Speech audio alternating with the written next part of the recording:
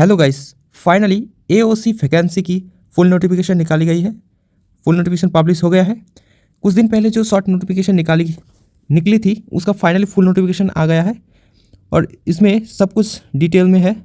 कितना पोस्ट है, कितना वैकेंसी है, इसमें एजुकेशन क्वालिफिकेशन क्या है, एज लिमिट क्या है और सिलेक्शन प्रोसेस क्या है, सब कुछ डिटेल में है गाइस। तो सब कुछ बताने वाला हूँ। इस वीडियो को गाइस कंप्लीट देखिए। वीडियो को अगर अच्छा लगे तो लाइक कीजिए और चैनल को सब्सक्राइब कीजिए। तो चलिए नोटिफिकेशन को ओपन कर लेते हैं। तो गाइस ये है full notification, detail advertisement, government of India, ministry of defence, इसकी तरफ से निकाली गई है डिटेल एडवर्टाइजमेंट, ठीक है। और आर्मी ऑर्डिनेंस कॉर्प की तरफ से ये वैकेंसी निकाली गई है। एओसी यानी आर्मी ऑर्डिनेंस कॉर्प, इसका फुल फॉर्म है। नेक्स्ट यह है एडवर्टाइजमेंट नंबर, ठीक है, एओसी CRC 2024, ठीक है। एडवर्टाइजमेंट नंबर दिया गया है। यहाँ पर सारे पोस्ट हैं कि कौन से पोस्ट हैं। तो सबसे पहले मटेरियल असिस्टेंट MA, ठीक है। इसमें टोटल वैकेंसी है 19। इसके पे लेवल है 5। इसका बेसिक पे है 29,200 से 92,300। नेक्स्ट पोस्ट है जूनियर ऑफिस असिस्टेंट JOA। इसकी टोटल वैकेंसी है 27 और इसकी पे लेवल है 2 और इसका बेसिक पे है 19,900 से 63,200 इसकी पे लेवल है। नेक्स्ट है सिविल मोटर ड्राइवर। इसकी टोटल वैकेंसी है 4। इसकी टोटल वैकेंसी है, इसकी पे लेवल 2 है। नेक्स्ट है टेली ऑपरेटर ग्रेड 2। इसकी टोटल वैकेंसी है 14 और इसका पे लेवल 2 है, ठीक है। सेम सैलरी है इन सब का। नेक्स्ट है फायरमैन। नेक्स्ट पोस्ट है फायरमैन की पोस्ट। इसमें टोटल वैकेंसी है 247 वैकेंसी, 247 वैकेंसी और इसकी पे लेवल भी 2 है, सेम पे लेवल है। नेक्स्ट है कारपेंटर और जॉइनर। इसकी टोटल वैकेंसी है 7 और इसकी पे लेवल भी 2 है। नेक्स्ट है पेंटर एंड डेकोरेटर। इसकी टोटल वैकेंसी है 5, इसकी पे लेवल है 2। नेक्स्ट है MTS पोस्ट। इसकी टोटल वैकेंसी है 11 और इसकी पे लेवल है 1 और इसका बेसिक पे है 18,000। इसकी बेसिक पे है 18,000 से लेकर 56,900। इसके बाद और एक नेक्स्ट लास्ट पोस्ट है ट्रेड्समैन। इसकी टोटल वैकेंसी है 389 और इसकी भी पे लेवल 1 है, ठीक है। तो ये सारे हैं पोस्ट, ठीक है। ये सारे पोस्ट मिलाकर टोटल पोस्ट है 723 पोस्ट। सारे पोस्ट मिलाकर 723 पोस्ट होता है। और यहाँ पर रीजन वाइज डिवाइड कर दिया गया है, कौन से रीजन में कितने वैकेंसीज हैं वो यहाँ पर दिया गया है। जैसे ईस्टर्न रीजन, वेस्टर्न रीजन सब डिवाइड कर दिया गया है, ठीक है, कहाँ कितनी वैकेंसी है। तो मैं शॉर्ट नोटिफिकेशन में बता चुका हूँ ऑलरेडी, तो उसका लिंक भी वीडियो के डिस्क्रिप्शन में है, आप वहाँ जाके देख सकते हैं कि कौन से रीजन में कितना वैकेंसी है, ठीक है। एलिजिबिलिटी, तो सबसे पहले आपको सिटीजन ऑफ इंडिया होना चाहिए एंड अगर नेपाल से हैं और भूटान से हैं तो भी अप्लाई कर सकते हैं, लेकिन must of citizen of India, ठीक है। नेक्स्ट है एज लिमिट के बारे में और एजुकेशन क्वालिफिकेशन के बारे में। एज लिमिट और एजुकेशन क्वालिफिकेशन के बारे में बात करते हैं। तो सबसे पहले पोस्ट है मटेरियल असिस्टेंट। इसकी एज लिमिट है 18 से 27 ईयर्स, 18 to 27 ईयर्स इसका एज लिमिट है। इसका मिनिमम एजुकेशन क्वालिफिकेशन क्या है?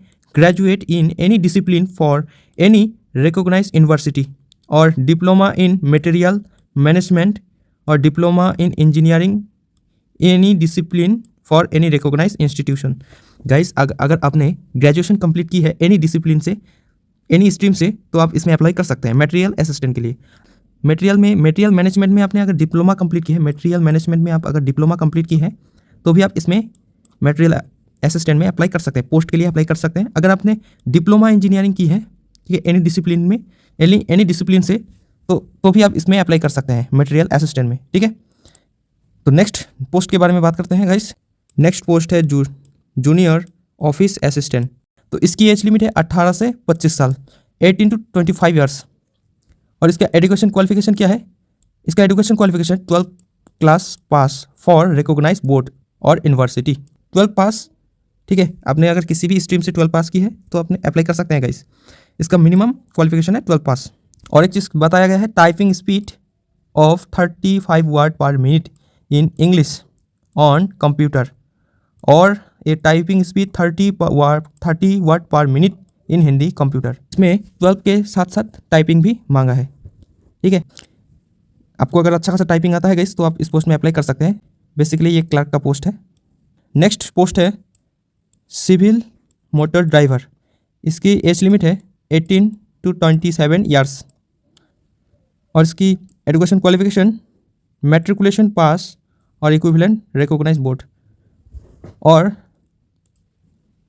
इसके मैट्रिकुलेशन के साथ साथ 10 के साथ साथ इसमें 10 पास चाहिए। एजुकेशन क्वालिफिकेशन इसमें 10 पास चाहिए। ठीक है, सिर्फ 10 पास, प्लस आपको civilian driving licence of heavy vehicle and have a 2 year experience for driving such vehicles. Matriculation 10 pass के साथ साथ आपको 2 year का एक्सपीरियंस भी होना चाहिए। हैवी व्हीकल में आपको 2 year का 2 year का एक्सपीरियंस भी चाहिए, तभी आप इस सिविल मोटर ड्राइवर में अप्लाई कर सकते हैं। ठीक है, नेक्स्ट है tele operator grade 2। Next post है टेली ऑपरेटर ग्रेड 2। इसकी एज लिमिट है 18 से 25 साल। इसका एजुकेशन क्वालिफिकेशन है 10+2 और equivalent with English as compulsory subject.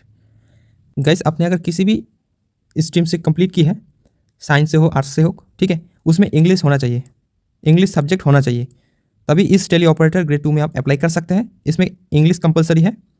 ठीक है, नेक्स्ट पोस्ट है फायरमैन की पोस्ट। इसमें 18 से 25 साल इसका एज लिमिट है, और ये भी matriculation pass for equivalent recognise board. ये ओनली 10 पास है, इसमें ओनली 10 पास चाहिए। ठीक है, आप इसमें अप्लाई कर सकते हैं। 10 पास में आप इसमें अप्लाई कर सकते हैं फायरमैन पोस्ट में। तो नेक्स्ट पोस्ट है कारपेंटर जॉइनर। इसमें 18 से 25 ईयर चाहिए। ये भी मैट्रिकुलेशन पास और equivalent for recognise board, plus आपको इसके साथ साथ plus certificate in the trade for recognise ITI for 3 year training. Matriculation के साथ साथ आपको गाइस अगर 3 year का ट्रेनिंग है तभी आप इसमें अप्लाई कर सकते हैं, और विथ एक्सपीरियंस भी आपको चाहिए। ठीक है, आपके पास अगर सर्टिफिकेट है, ठीक है, 3 year का ट्रेनिंग सर्टिफिकेट है, तभी आप इसमें अप्लाई कर सकते हैं इस पोस्ट में। ठीक है, नेक्स्ट पोस्ट है पेंटर डेकोरेटर। ये भी 18 से 25 साल एज लिमिट, और इसमें भी matriculation pass equivalent recognise board. ये भी 10 पास है, और इसमें भी certificate in the trade for recognise ITI for 3 year training और एक्सपीरियंस। आपके पास अगर ये भी 3 year का ट्रेनिंग ITI ट्रेनिंग इसमें भी चाहिए सर्टिफिकेट। तो ITI का सर्टिफिकेट है 10 के साथ साथ आपके पास अगर ITI का सर्टिफिकेट है तभी आप इसमें अप्लाई कर सकते हैं। और आपके पास अगर सिर्फ एक्सपीरियंस है तभी आप अप्लाई कर सकते हैं इसमें, उसके लिए एक्सपीरियंस सर्टिफिकेट चाहिए। नेक्स्ट है MTS पोस्ट। ये भी इसका एज लिमिट 18 से 25 साल, और इसमें सिर्फ matriculation pass for equivalent for recognise board. इसमें सिर्फ 10 पास चाहिए, इसमें सिर्फ 10 पास। अगर आप गाइस 10 पास है तो आप MTS में इजीली अप्लाई कर सकते हैं, MTS में आप अप्लाई कर सकते हैं। ठीक है, नेक्स्ट है ट्रेडमैन। तो ये भी 18 से 25 साल है, और इसका भी एजुकेशन क्वालिफिकेशन है matriculation pass for equivalent for a recognise board. इसमें भी आप अप्लाई कर सकते हैं। अगर 10 पास हैं तो आप इसमें भी अप्लाई कर सकते हैं ट्रेड्समैन की। तो ट्रेड्समैन और MTS का एजुकेशन क्वालिफिकेशन है ओनली 10 पास। ठीक है, नेक्स्ट बात करते हैं गाइस सिलेक्शन प्रोसेस के बारे में। तो यहाँ पर नेम ऑफ द पोस्ट है, और सिलेक्शन प्रोसेस है स्टेज 1 और स्टेज 2। सबसे पहले स्टेज 1 क्वालिफाई करना पड़ेगा, उसके बाद स्टेज 2 होगा। ठीक है गाइस, तो स्टेज 1 में मटेरियल असिस्टेंट में आपका स्टेज 1 में कुछ भी नहीं होगा। ठीक है, डायरेक्ट स्टेज 2 होगा रिटन एग्ज़ाम आपका। ठीक है, और JOA इसकी स्टेज 1 में आपका टाइपिंग टेस्ट होगा, और स्टेज 2 में आपका रिटन एग्ज़ाम होगा, और CMD में आपका ड्राइविंग टेस्ट होगा, और स्टेज 2 में आपका रिटन एग्ज़ाम होगा। टेली ऑपरेटर ग्रेड 2 में आपका स्टेज 1 नहीं होगा, डायरेक्ट स्टेज 2 होगा रिटन एग्ज़ाम। स्टेज 2 में आपका डायरेक्ट एग्ज़ाम रिटन एग्ज़ाम होगा। इसके बाद फायरमैन में आपका पहले स्टेज 1 में आपका फिजिकल मेजरमेंट पहले आपका फिजिकल मेजरमेंट होगा, इसके बाद आपका पीईटी होगा, इसके बाद आपका रिटन एग्ज़ाम होगा। आपका मिनिमम वेट 50 kg और 165 सेंटीमीटर आपका हाइट होना चाहिए। आपको विदाउट 165 सेंटीमीटर होना चाहिए। और आपका पीटी में होगा, इसको 1.6 किलोमीटर रन को कंप्लीट करना पड़ेगा 6 मिनट्स में, ठीक है। और फीमेल को 8 मिनट 26 सेकंड में आपको कंप्लीट करना पड़ेगा। फीमेल कैंडिडेट को 8 मिनट 26 सेकंड में कंप्लीट करना पड़ेगा। 363.5 kg आपको कैरी करके 183 मीटर आपको कैरी करके ले जाना पड़ेगा 96 सेकंड में। कारपेंटर के लिए making furniture with proper finishing, ठीक है। स्टेज 1 में आपका मेकिंग फर्नीचर, आपको फर्नीचर में बना के आपको प्रॉपर फिनिशिंग देना पड़ेगा, ठीक है। उसके बाद आपका स्टेज 2 में रिटन एग्जाम होगा। तो पेंटर डेकोरेटर में आपको painting of wooden and iron items. Stage 1 में पेंटिंग एंड डेकोरेटर के लिए आपका पेंटिंग टेस्ट होगा, ठीक है। इसके बाद आपका रिटन एग्जाम होगा और ये टेस्ट आयरन में होगा, ठीक है, लोहे पे। और एमटीएस का स्टेज 1 नहीं है, ठीक है, डायरेक्ट रिटन एग्जाम होगा एमटीएस का। और नेक्स्ट है ट्रीटमेंट। इसमें सबसे पहले पीईटी होगा, ठीक है।